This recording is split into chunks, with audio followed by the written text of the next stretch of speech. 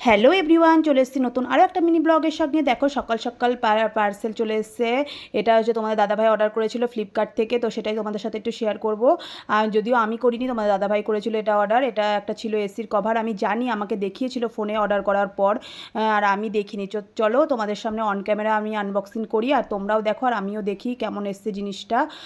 তো মোটামুটি হচ্ছে রিভিউ ভালোই ছিল। তো দেখি এখন জিনিসটা কেমন আসলো।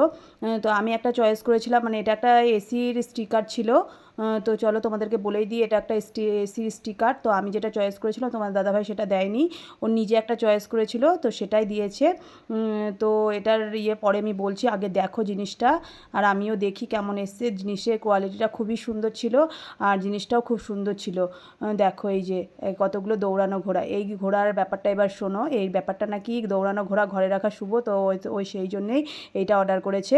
চলো এটা তোমাদের লাগিয়ে দেখাচ্ছি। এই যে দেখো লাগানো হয়ে গেছে, আর কেমন লাগছে তোমরা অবশ্যই কমেন্ট করে জানিও। আর এটা তোমাদের দাদাভাইয়ের চয়েস দেই। তো চলো টাটা বাই।